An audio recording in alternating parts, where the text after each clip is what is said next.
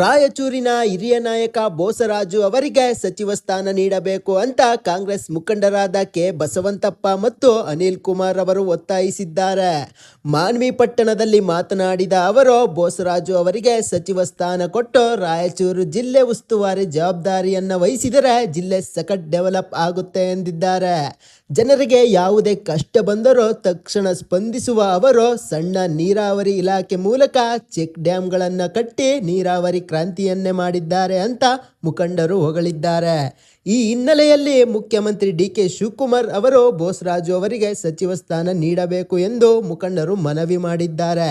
ಒಟ್ಟಿನಲ್ಲಿ ರಾಯಚೂರು ಜಿಲ್ಲೆಯ ಸಮಗ್ರ ಅಭಿವೃದ್ಧಿಗಾಗಿ ಬೋಸರಾಜು ಅವರಿಗೆ ಸಚಿವ ಸ್ಥಾನ ನೀಡಲೇಬೇಕು ಎಂಬುದು ಸ್ಥಳೀಯ ಕಾಂಗ್ರೆಸ್ ನಾಯಕರ ಪ್ರಬಲ ವಾದವಾಗಿದೆ.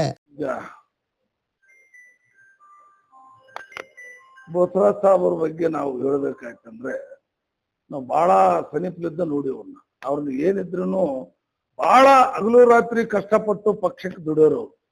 ಇವತ್ತು ನಾವು ಹೇಳೋದಿಷ್ಟೇ, ಈಗ ಅವ್ರು ನಮ್ಮ ಮಂತ್ರಿನ ಮುಂದುವರಿಸಿದ್ರೆ ಈ ಜಿಲ್ಲೆಯಲ್ಲಿ ನಡೀತಕ್ಕಂಥ 28ರ ಚುನಾವಣೆ 7ಕ್ಕೆ7 MLAಗಳು ಆರಿಸಿ ತರ್ತಕ್ಕಂಥ ಸಾಮರ್ಥ್ಯ ಉಳ್ಳವರು ಬೋಸರಾಜ್ ಸಾಹೇಬ್.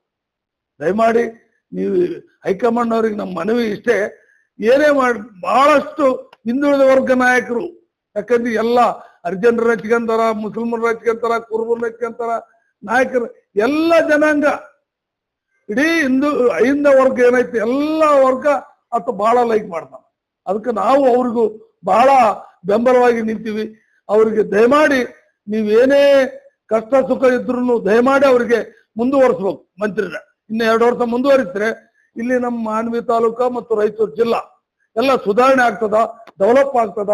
ಅಭಿವೃದ್ಧಿ ಸಲುವಾಗಿ ನೀವು ಅವ್ರನ್ನ ಮಂತ್ರಿ ಮಾಡ್ಬೇಕಂತ ತಮ್ಮಲ್ಲಿ ಕಳಕಳಿ ಮನವಿ. ಅಲ್ಲ ಸರ್, ಏನಂತಂದ್ರೆ ರಾಯಚೂರು ಜಿಲ್ಲೆ 2013 ಮತ್ತು 2018ರಲ್ಲಿ ಈಗ ಈ ಜಿಲ್ಲೆಯ ಪ್ರಬಲ ನಾಯಕ ಅಂತ ಹೇಳ್ತಾರೆ ಬೋಸರಾಜ್ ಅವರು. ಒಂದು ವೇಳೆ ಕೈ